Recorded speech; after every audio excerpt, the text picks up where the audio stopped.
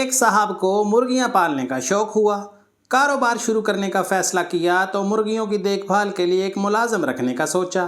اس کے لیے اخبار میں اشتہار بھی دے دیا۔ ملازمت کے لیے ایک امیدوار پہنچا تو انہوں نے انٹرویو میں اس سے پوچھا، کیوں میاں، مرغیوں سے کوئی دلچسپی ہے؟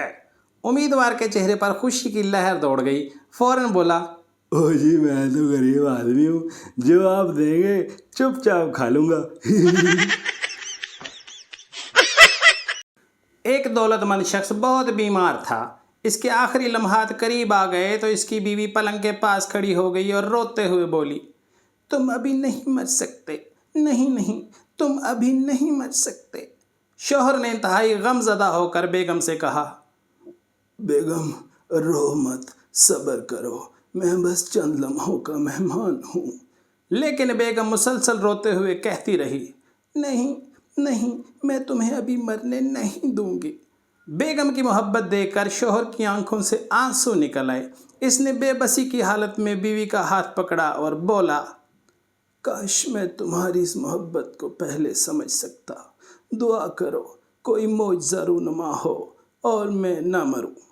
بیوی آنسو پوچھتے ہوئے بولی، نہیں، ایسی کوئی بات نہیں، بس آج کا دن ٹھہر جاؤ۔ میں نے تمہارے سوگ میں پہننے والا سوٹ درزی کو سلائی کے لیے دیا ہے، وہ کل ملے گا۔ او جی بس یہ سننا تھا کہ صاحب وہیں پر پھڑک گئے، یعنی فوت ہو گئے، کیونکہ اس کے بعد ان کا زندہ رہنا بنتا بھی نہیں تھا ویسے۔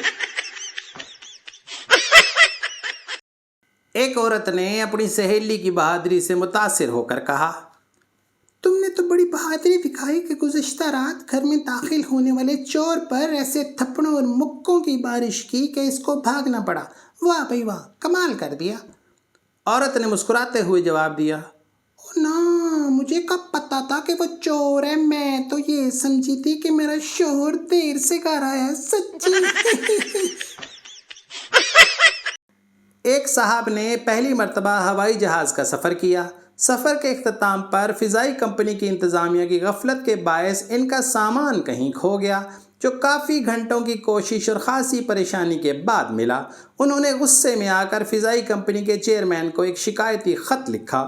یہ صاحب اس وقت خوشی سے کھل اٹھے جب انہیں چند دنوں بعد فضائی کمپنی کے چیئرمین کا خط ملا، جس میں انہوں نے متعلقہ قصوروار افراد کے خلاف کارروائی کرنے کا وعدہ کرتے ہوئے یقین دلایا کہ آئندہ انہیں کسی قسم کی پریشانی نہیں ہوگی۔